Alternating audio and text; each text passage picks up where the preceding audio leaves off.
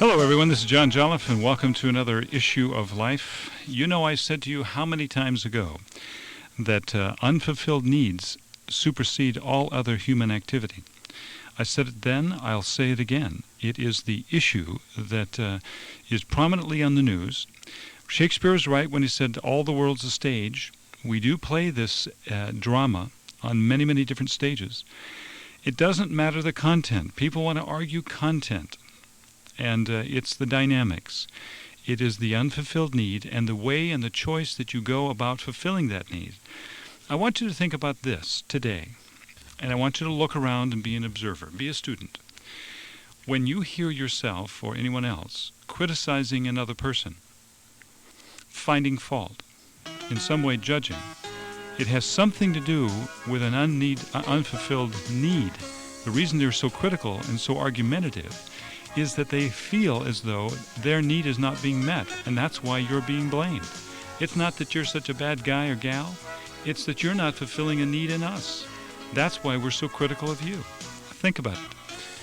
In 2 or 3 minutes to come back, I want to talk to you about needs, responsibility, and I want to read a letter to you on the next issue of Life. But in the meantime, pick up the toll-free line. We've got phone lines open, 1-800-4ISSUES. That's 1-800-447-7837.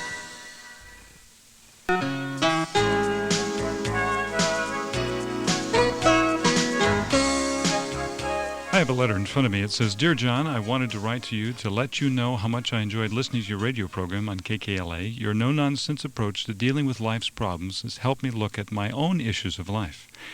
My wife and I divorced a couple of years ago, and we went on to live our lives separately.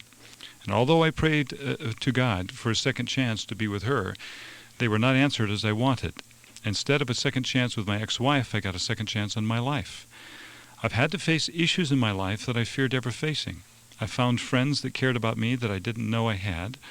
I was forced to learn to be true to myself and to risk facing fears to gain freedom from my past. And through all of it, I gained strength to move forward rather than staying stuck in the rut that I was in. I learned the adage of the hole. Quote, when you're in a hole and you can't get out, stop digging. End of quote. As a result of my ex-wife's gift of leaving me in God's grace, I now have my ex-wife back in my life. We are trying to reconcile, and I'm sure we're going to make it. Your radio program has given me insight into some things that I did that drove her away and kept her from committing herself to me now. I especially like what you said in today's program when you said, it's not enough to have insight. You have to do something with it. I have looked for excuses with my life. Turned out the way I've looked for excuses why my life has turned out the way it has, and why I couldn't do anything about it. Now I know that I am the only one that can change me. I would complain about the situation instead of looking at the problem and finding what I could do to deal with it. Your advice to your callers and your questions to all of us have made me look at my approach to my life. My biggest issue was that I would not accept responsibility for my own life. You're a gift to us, and I appreciate your concerns and efforts. Keep up the good work. Sincerely, Ron. Ron, thanks for the letter. It is that issue that it's the basis of most of our arguments. Most of the things that we complain about have to do with that unmet need. If there's only one thing that you need to come to terms with and understand, it is needs. Not only your needs, but recognizing that 18 years in a family of origin, and no one has a perfect family. Everybody's got a crackpot in their background. Everybody has something to overcome. But in 18 or more years of dealing with your families, treasures and disappointments all, you are going to inevitably have needs and unmet needs. And when two people get together in love or for any other reason, those needs are very important. Now, you might be able to sit on those and suppress those and deny those for a while, but eventually, in the area of a relationship, and particularly marriage, that is the stage upon which an old drama will be played out. You want to know why you don't get along, why you have conflicts like you do? It has to do with that need. Now, you may know what your need is, precisely know what it is. And what you may be trying to do with your family and your spouse is trying to get them to conform to an atmosphere or an environment that will satisfy your need. Now, what you have done is you've elevated that need to being the right way to live. There is one way, and there happens to be a right way, and it just happens to be my way. But my way has to do with fulfilling that need in me. Now, your spouse is entitled to needs as well. And you can see the kind of conflict where someone says, well, listen, I accept you as a person. I accept the fact that you have certain needs, but I don't always agree with the way we're going to set up this household or this relationship to fulfill those. That's the issue. That is at the basis of this issue. Now, all this content and arguing and stuff is not as important to the story as the dynamics. What is the need? How are you going about fulfilling it? And do you recognize the needs of other people and make allowances for the fulfillment of those needs? They can tell you a whole lot about you, my friend, if you will just listen to them. Okay. Don't get defensive. The part that you're defensive is the part that you feel that you're being misunderstood. You may not be being misunderstood as much as you may be embarrassed or ashamed that it's leaking out. Okay. Toll free, we've got lines open. We've got one line open, 1-800-447-7837. If you hear something this week, if you want to comment about something I've said in this program or any other program, give me a call. I'd love to talk to you. Let's talk to Jean. Hello, Jean. Welcome to the Issues. Hello. I saw you in San Francisco. I was the girl who you made stand up on the stage. I made stand up on the stage. Yeah. Let me see. Oh, I know you, Jean. Mm-hmm. Yes, you. Don't tell me now. You're married to Paul. Almost. Peter. It's Paul, but almost married. Oh, you're the girlfriend, boyfriend. Right. Yes, I remember you. That was a couple of weeks ago. Right. It was excellent. Everybody should go to your seminars. Oh, that's for sure. And you're speaking up nicely. Yes, thank you. And you remember what I made you do? Yes. I made you. What did I make you do? Speak from my stomach. Speak from your diaphragm. Diaphragm. And I asked you, and I backed up to the very back of the Hyatt Regency and made you speak without a microphone. Remember that? Yes, and you made me cut my hands together over my mouth. Yes. And you asked me to put my hands down, and it really worked. It really did. You were able to sustain that. Right. Good for you. Right. I need your help again. Okay. I can hear you this time. Okay. I was actually been internalizing and thinking about some career choices to make. Oh, yes. Okay. And I discovered I took a survey, and the survey says that basically I'm in a stage of transition, and I have some, I guess, confused self-concepts. Confused self-concepts? Yeah. All right. I think in a way it's true because I don't have an accurate inventory of what my strengths and weaknesses are. And I feel like a ghost. I'm not quite sure. Actually, before I became a Christian, I felt like I had a better sense of who I am. Now, you're not reading this, are you? Huh? You're not reading this, are you? Oh, no. This is wonderful. I mean, you're just coming up with the most wonderful things. You don't have an adequate inventory as to who you are. Is that what you said? Yes. And you feel like a ghost. What do you mean by that? I guess, not really there. I'm so neutral. Okay. Kind of see through you? Yes, right. There's no, and I've always felt like there's no substance? Yeah, no substance, no passion, and so it's hard for me to excel. Okay. All right. Well, yes, but before, when we started working on the stage together, you didn't even have a voice, and so you were invisible. I think one of your probably purposes in life was to not either not make mistakes or not to stand out, not be seen or not be heard or not disturb or something. It was a not goal, not to be a problem, So you had a not goal. And now it's time to have a purpose goal. Right. You want a purpose to whatever. Right. Okay. So your question to me is? Oh, okay. Let me see. Question. How do I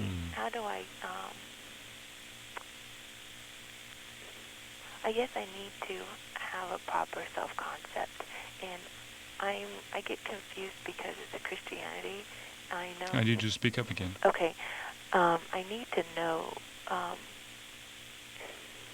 I can't really verbalize and put it into a question right now. Well, you know what I thought is that, Jean, I don't know whether you've ever been in counseling or therapy, but it seemed to me as though the work that we began on the stage in San Francisco 2-3 weeks ago may have been the beginning of you thinking about making some changes in other areas of your life, like having a direction, having an objective, having a vision. Mm-hmm. Do you know what I mean? Yes, I do. I definitely need that. Yes, because that's what gives our a life purpose. That's why risks. We're willing to take risks. Mm-hmm. You know, when you have a purpose, your risks become clearer, and really very little can hold us back. Mm-hmm. We have that kind of stick-to-itiveness. Mm-hmm. But if you don't have any particular direction, it's very hard to muster the courage. That's right. And so I think maybe what you want to do and think about is getting a good referral and begin some work up in San Francisco to do some thinking out loud about what you want to do and what you want to become. In terms of purpose, though, for me to, I guess, find God's calling for me, I feel like I need to know what my strengths and weaknesses are.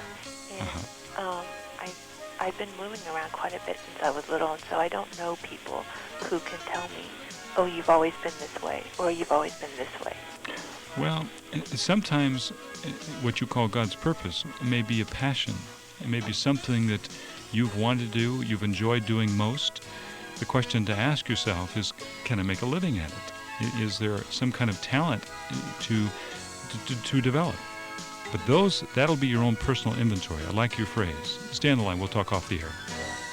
If honesty's the best policy, why is it the one person we're most likely to be dishonest with is ourself? Some of us are ingenious about keeping ourselves from seeing the truth, and we don't even know we're doing it. Eventually, when we want to face the facts head-on, sometimes we find we've forgotten how. Before that happens, why not get a copy of John Jolliffe's revealing cassette, Telling Yourself the Truth? You'll learn to overcome self-deception and discover how you feel about yourself and the way you relate to others.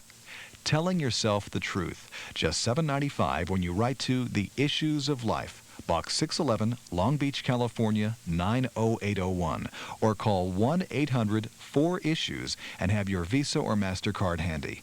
Again, that's The Issues of Life, Box 611, Long Beach, California, 90801, or call 1-800-447-7837.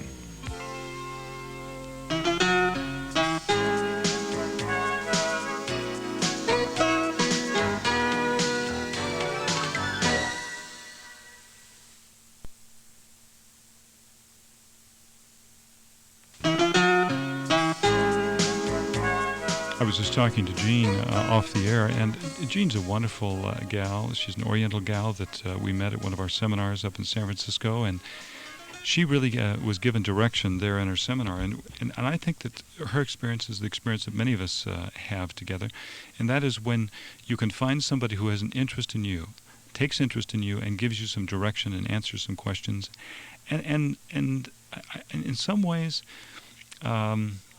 expects of you what you know you're capable of. You know, we really pushed her envelope and asked her to take some risks there on stage with the audience, and it really was of great benefit.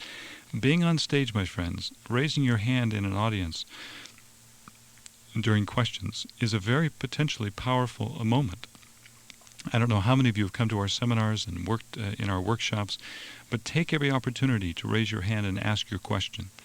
And again, we're having another opportunity tonight. We're going to be talking about the subject of power, personal power. What is personal power? How do you get it? And how do you keep it? It's going to be at the Holiday Inn in Long Beach. It's not San Francisco. It's here in Southern California in Long Beach at the Holiday Inn at the 405 and Lakewood Boulevard. I know it's voting time, and you need to get out there and vote. A lot of important issues on the ballot. A lot of very personal issues being discussed in politics today. But after you vote, and come on out to the Holiday Inn right there at the Long Beach. We're going to talk about power from 7 o'clock to 9 o'clock. It's $15 at the door. You can get your tickets right there. Let's talk to Melinda, I'm sorry. Hi. Hello, Melinda. Hi. What's happening with you?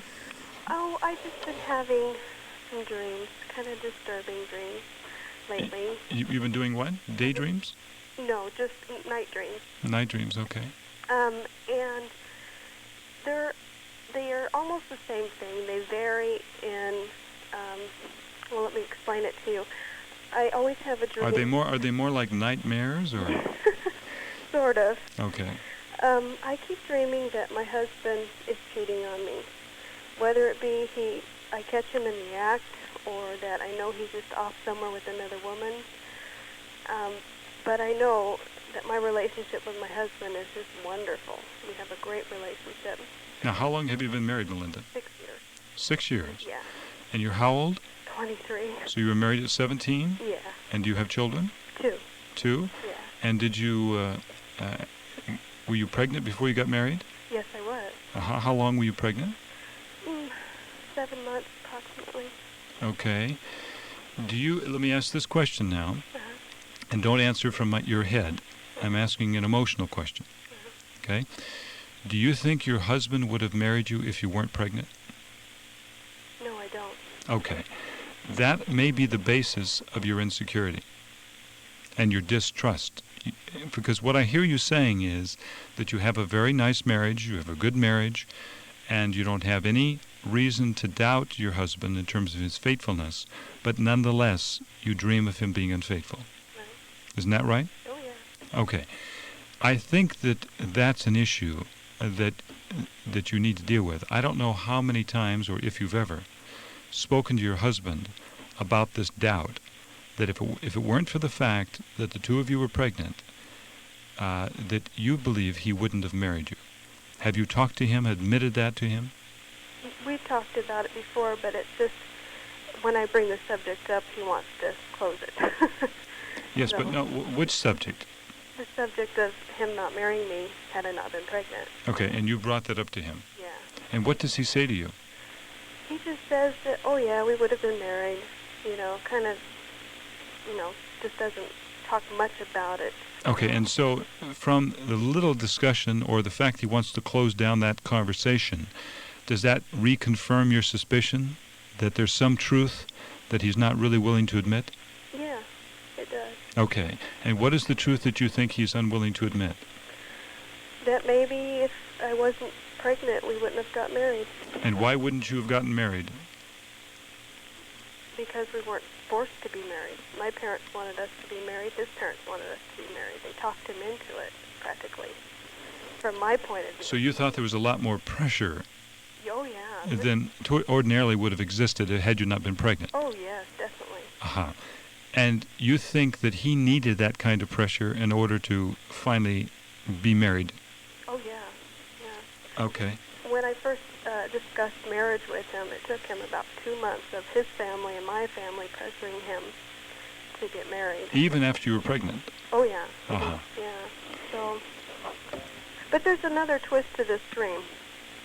Each time that I catch him in the act or know that he's off somewhere, I always say, I'm going to get him back. I'm going to get him back. And the way I know that I can get him back is if I go on a crash diet and lose weight. That's another big issue with me is my weight.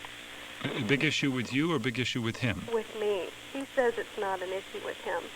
And Okay, so both of these issues are with you. Yes, The fact that there was pressure, yes, that you were pregnant, and he did marry you. yes, That's a big issue with you. yes, it is. And your weight is a big issue with you. Oh, yeah. Okay, so there's a lot of I'm not enough and this is, and you're not convinced kind of stuff. Yeah. Okay.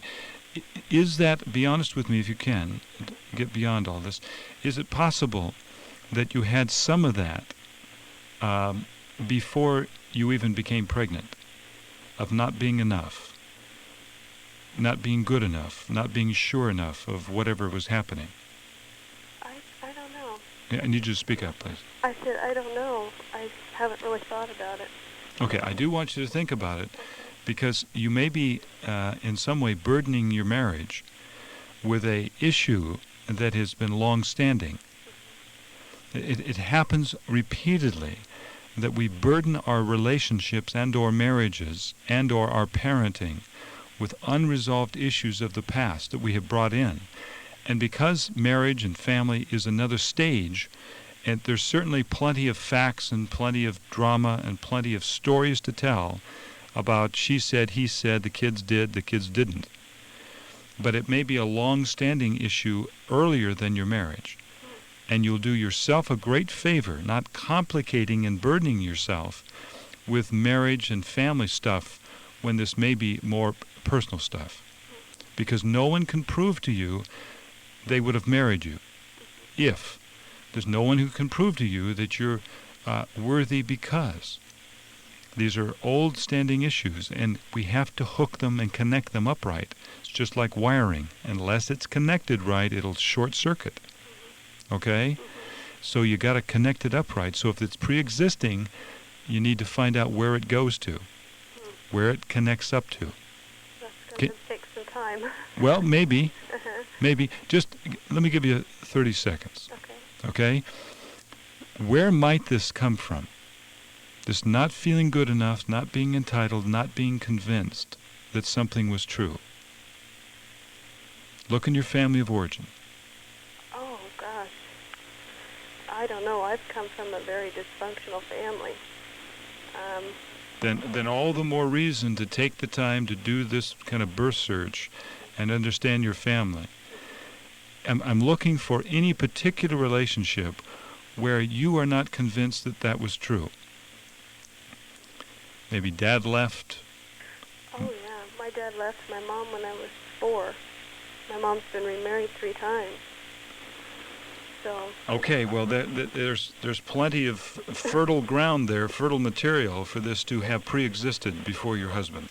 And your husband cannot make up for some of the issues in your past. So if you have a good counselor, get to that counselor, get that stuff worked out, pastor, whoever's working with you. If you want a good referral, stay on the lines, we'll give you one. But I'd like you to know a little more about that, and then you call me back, okay? Okay. Don't burden your marriage with it. It's not a marriage issue. Stay on the line, okay? Right, thank you. Hold on. I hope that was clear to you, and that's a very great example of how we burden our relationships with unfinished business of the past. Because it seems to be clearer here, we think it's an here problem.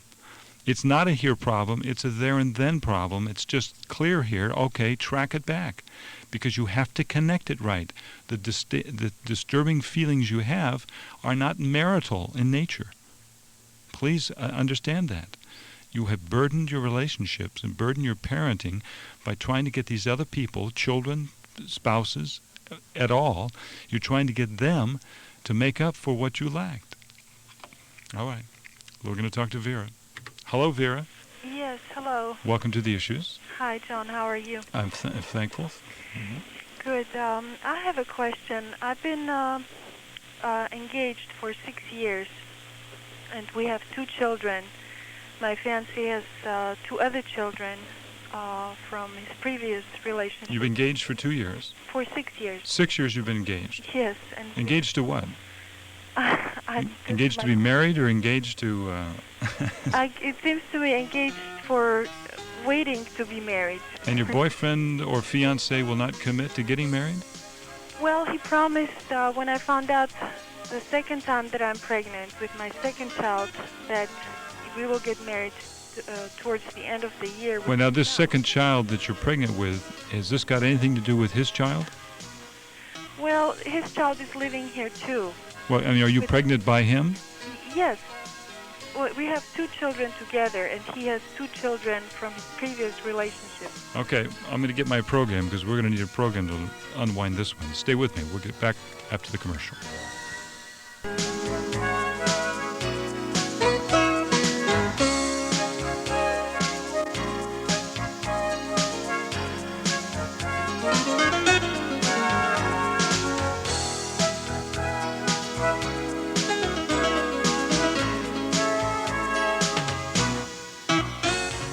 This is John Jolliffe, and we are talking to Vera. Vera is 29 years old, and she's been engaged for 6 years. That's a long time to be married, let alone be engaged. Yeah. Vera's 29 years old, and your boyfriend, fiancé, is how old? He's 44. He's 44. Yeah. Now, you're living together as though you were man and wife. Yes. You have 2 children by him that you call your children. Right. You don't call our children. And it's a girl 7 weeks, just born 7 weeks ago, another girl born 4 years ago. Yeah. He has 2 children from 2 previous relationships, Right. none of which were his wives. No. he has one child 12 years old and another, which is a boy, and another child 7 years old, which is a girl. Right. The 12-year-old boy from a previous relationship is living with your two girls and the two of you. Right. So you've got 5 people here, Yeah. and you're living as a family. Right. And he said he planned to marry you as soon as the child was born and as soon as the first of the year came. Well, the child's been born, and now the first of the year is coming. And he's backing off of that commitment. And you ask him what that's all about. Why doesn't he commit? Why doesn't he marry? He said to you that he fears marriage, that you could get divorced. And so he doesn't want to marry for fear of being divorced. Yeah. Now, why do you laugh about that? Well, because it doesn't make any sense. Well, it does make sense. Well. And I'll tell you why it makes sense. It is an excuse. It is a lie that will cause all kinds of debate and struggle. And you can promise not to divorce him, but you can't prove you won't. And so therefore, as long as you allow this to be the subject, there is no resolution. There's no answer to that question. Right. And I told him that's not the subject, so he said, because we discussed this earlier before, a couple years ago. Let me ask you a question. Yeah. To cut through all of this, the question is, do you think he's ever going to marry you? I'm not sure now anymore. I really Okay. don't know. And he's been in 2 previous relationships where he had children and he didn't commit. Right. What makes you think you're any different? Well, good question. That is a good question. I don't know. I just thought. And I wonder if there's not something very similar about the 3 women that he's been involved with. I wouldn't think so. But don't you think that there's some very similar kinds of things? Well, Tell me some things that are similar. well, we all have children by him. There's one thing. That's one thing. And And you're also willing to have children and to have sex without a commitment of marriage. right. And you also stuck by him with all his promises. Yes. Huh? Right. Mm-hmm. And there may be also some kind of desperateness on your part, Yes. some neediness on your part Right. that causes you to be blind. You've got a lot. You probably all 3 get a lot of mileage on false hope. Mm-hmm. You see what I mean? Yeah. I think, let me tell you, I'm just going to take a stab at it, but I think because of education and because of experience, I'm going to tell you he's bad news. That he's not willing to commit, and he's not likely to. And it may be a fear of marriage, it may be a fear of commitment, or it may be a fear of taking responsibility. But he's been doing all that since we've been together. We've been living like we're married. That's right. But yeah, Yeah, but he doesn't have to stay married. I see. And he doesn't have to stay living with you. Right. And he can move on. And he wants to keep that open, that option. I see. And legally, in a sense, he thinks that he can escape some certain responsibility. I see. He probably feels pretty good about taking care of a 12-year-old child when he doesn't think he has to. Probably feels rather heroic living with you, Right. providing for you. Does he work? Yes, he works. I'm at home. He's the one who's working. Can you take care of yourself without him? Well, not right now. I have a newborn baby. No, not really. I'm in school as well. Yeah, and the thing that's interesting to me is that you consider yourself a Christian and consider him instrumental in your Christian development. And yet I don't think that you could support the relationship or any of his unwillingness to commit on the basis of theology, certainly not Christian theology. Right.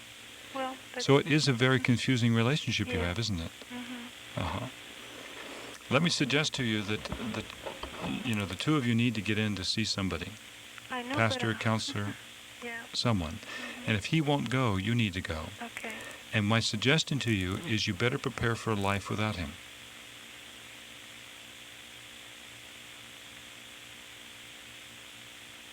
Oh, it got awfully silent there, awfully quiet. Why is it so quiet? Well, because that's That's kind of shock to me. I really thought. Oh, come on. That's not that big a shock. Come on, you know that. You've thought that thought yourself. Yes, that's true. You did, didn't you? Yes, So why was it so shocking? because I didn't have that. I didn't want to have that true. That's it. That's right. And you continued to deny what was true, and you felt frustrated with him for 5 years before you got pregnant with a second child, Right. and you continued to deny. That's true. You see, this guy, he plays engagement for his advantage. And I think the problems that you have to do with the fact that you have not been willing to wake up to the truth. So what I'm gonna do? What are you going to do? I don't know. Should I keep Struggling with him? no. Yeah. I think you should make an appointment for someone to see someone about what's going on with you, because for whatever reason you're living a lie. Yeah. And you're trying to find encouragement, and it's very hard to find encouragement when you're lying to yourself, when you're selling out. A better part of you knows that what you're doing is wrong because it's not based on truth. Right. It's not based on a commitment, and you're selling out. And I think you know that, and it's no shock when I say it. And I haven't told you a thing that you didn't already know. That's true. But the power in what I've just done is reconfirmed your suspicion. Yeah. Now act on it. And if you need some support, stay on the line. We'll give you some good support. Okay. Okay? Okay. Thank you so much for calling. Thank you. And I think she means it. And I think she means it. Thank you. Thank you for a second opinion, because that's what it is. It's a second opinion. Listen, my friends, I'm going to talk about power tonight at the Holiday Inn in Long Beach. And one of the things I'm going to tell you is that power comes from being honest. The question is, what is honesty? What is honesty? And but you can't have power. You can't get on with your life. You can't develop a life that you respect if you're not willing to be honest. You can deny the facts, and you can blame other people for being so shocking. But it's no shock. Come on. Let's talk to Sylvia. Sylvia? Yes. No shock, is it? What's no shock? Mm. What you were talking with her about? Every truth is not shocking, because we've known it before, haven't we? Well, it's just not wanting to see it, I guess. Yeah, that's right. So how do you not take things personally, huh, Sylvia? How do you not take things personally? Isn't that your question? Yes. You knew my question before I asked you. Yeah, that's right. I'm a mind reader. Well, every time I hear you say on the radio, and I've seen you in person, you say, don't take things personally. That's right. It's like smog. That's right. It's just like smog. Don't take it personally. And to me, I've wanted to ask you this, and today you're asking about wants and needs, and so I feel really bugged by your saying that. About smog? Uh-huh. Kind of comparing the way I feel to smog, which is not a relationship. I don't have a relationship with smog. I breathe it, but... Oh, you have a relationship with it. But they don't... Not a healthy one, but... Well, the point I'm making, of course, the point I'm making is that a lot of people have their own drama going on, their own unfinished business, their own needs. And those things take priority over commitments, over values, over all kinds of other things. And most things will be compromised because of an unfelt, unmet need. And so don't take everything, when people treat us a certain way, don't take it so personally. It probably has very little to do with you and has everything to do with them. So don't take it any more personally than bad weather or smog or anything else. I can hear that, but I don't feel it. I know, that's not your experience. Especially when something happens in a relationship. Well, give me the most recent example. Well... Just a boyfriend? No. My housemate, I'm sharing a 2-bedroom apartment. Your husband? My housemate. Oh, housemate. Okay. Yes.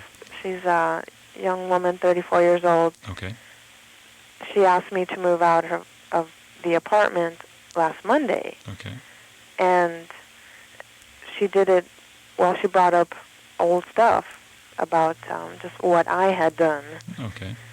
And actually she was reacting because her business went down and she needed the space. which was my room. Now she's going to turn it into an office, but Okay. I took it personally. How she blew up at me. She said, well, I've done this for you and this for you, and now I want you out. Mm-hmm. Well, the style in which somebody confronts us, don't take personally. That's their style. The facts that you're being asked to leave, that's personal, absolutely. And what makes it even more powerful is if it triggers some other kind of issue, some fear in you, some need of yours. And that you can also take personally. There are things to take personally and the things that have very little to do with you. If you stay on the line, we'll talk off the air, all right? Sure. All right. My name is John Jolliffe. We'll be back in just a minute with another issue of life. Few responsibilities in life are as important or life-changing as the task of parenthood. Yet people seem to become parents with less training and experience than it takes to get a driver's license. Fortunately, no matter how many miles you have under your belt, it's never too late to start learning the principles of practical parenting. And John Jolliffe explores many of them in his popular cassette called Parenting Issues and Insights. It's a collection of calls from the Issues of Life broadcast, covering a whole range of child-raising concerns, including how to relate to your children when they're no longer children. Parenting Issues and Insights. Just ask for it by name when you contact the Issues of Life Foundation, Box 611, Long Beach, California, 90801. Remember to send along $7.95 for each copy you request. Or if you prefer to use your credit card, call 1-800-4ISSUES. Again, that's the Issues of Life, Box 611, Long Beach, California, 90801. Or for Visa or MasterCard users, 1-800-447-7837.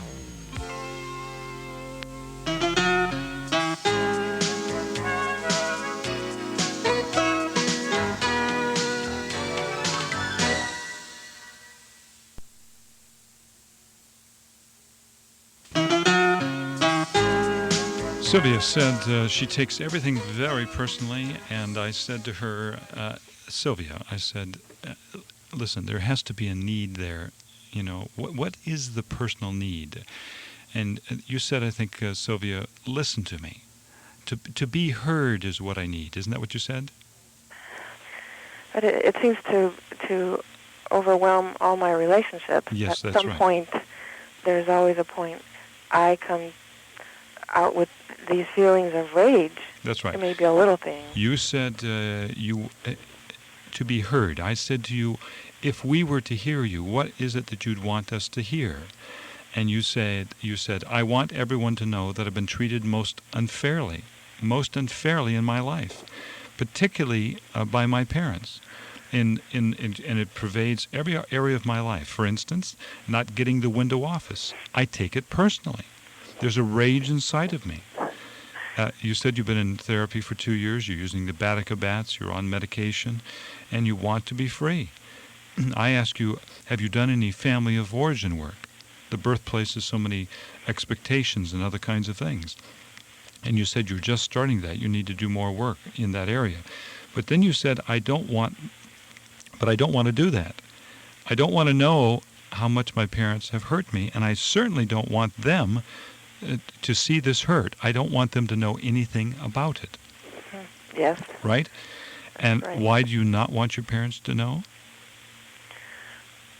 Well, from how they've responded in the past, they've made me feel guilty for having hurt. The reason you don't want them to know is that it makes the hope.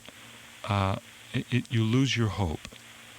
When they know your pain and you communicate and articulate your pain, and from all the therapy you've had, you're finally able to articulate that pain, you have a certain hope that goes along with that. And when they respond as they have in the past, and as you anticipate, and that is what? Not to care, not to want to hear, not to want to listen, not to want to acknowledge, it is the end of your hope. And so what you do is you struggle. You keep the hope alive. I've heard that some. Yes, I've said it for 500 years. You keep the hope alive. You struggle with windows. If you just got the window, then somehow you'd feel heard. But it wouldn't. It would satisfy the window. It would satisfy the office, but it wouldn't satisfy your life. Right. You see what I mean? And the boyfriend thing and any other kind of thing. The reason you take things very personally is in this sense, this issue with your parents is to be taken personally. Mm-hmm. Okay? When I say don't take things personally, I mean specific situations. However, I will tell you that the issue with your parents and their willingness or inability to respond to you or hear you probably has very little to do with you. I don't know if that's very comforting or not, but it probably has everything to do with their childhood and what they're prepared to do. The part that is personal is that it doesn't fulfill you. But as long as you hold out the hope that maybe next time it'll be different, or if they just knew about my pain, they would care, that keeps you in a struggle, so you never can get beyond. I think rather than using the Baetica bats, I think you ought to just sink into that despair. I think you ought to become very familiar with the hopelessness. I think I've been there already. Maybe. What are you using bats for? Oh. And why the rage? To get it out instead of But see, doing something feelings, else to myself. In my way of thinking, feelings are not to be shared. Feelings are to be experienced. So you don't think I should necessarily share with my parents my feelings? Oh, I think you can. But I think the reason you haven't and didn't want to is that you didn't want them to spoil the hope. Mm-hmm. Well, each time I see them, and you ask me about, have I done work about family of origin, I would have to ask them questions, and just seeing them and how they interact with each other and with me, the feelings start coming out, and I have a hard time controlling them, keeping them down. Well, that's right. And maybe your parents are not the ones to ask the questions of. Sisters, brothers, aunts, uncles, people like that, they can tell you a lot about your parents. The point of doing a birth search is to help you understand that a lot of life went on before you were ever born. That a lot of this has nothing to do with you, and yet it has everything to do with you.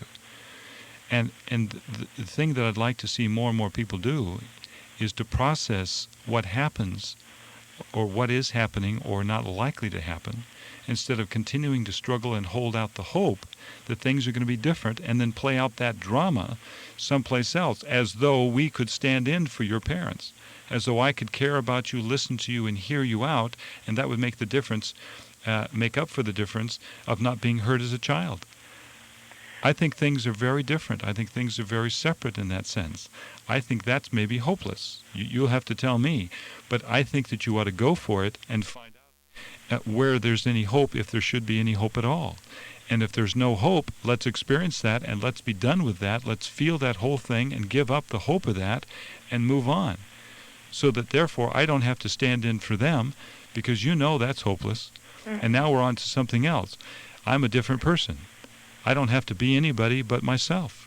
I don't have to be your father, your boyfriend, your husband. I don't have to be anybody, just myself. And the question you want to ask me, is there any hope? Can you commit? Are you willing to love me and honor me?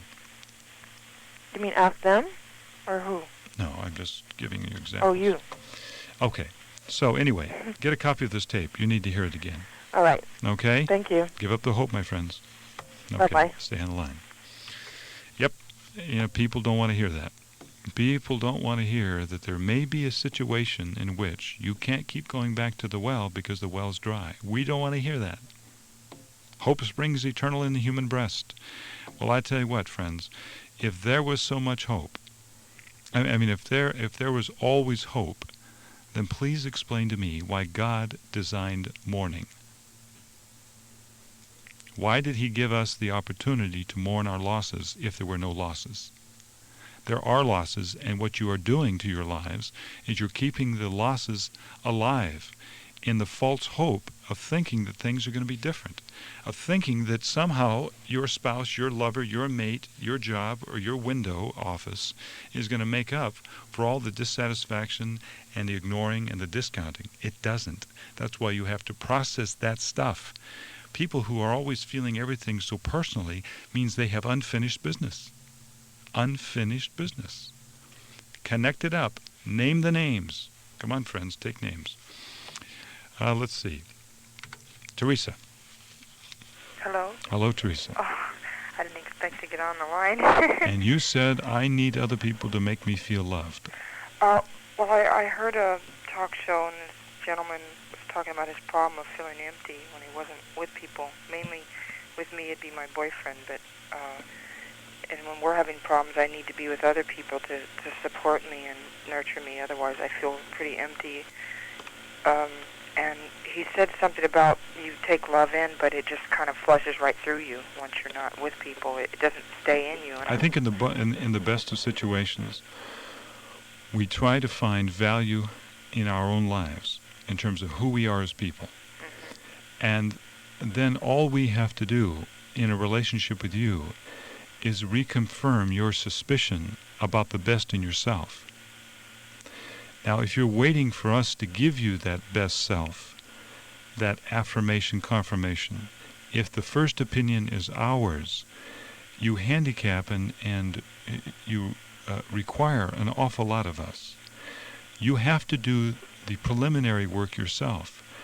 If you want us to value you, you have to first find the value. If you think you're worthy and competent, you first have to find that worth and competence. Yeah, I can see that I don't feel that value in myself, and I'm started some codependent studies.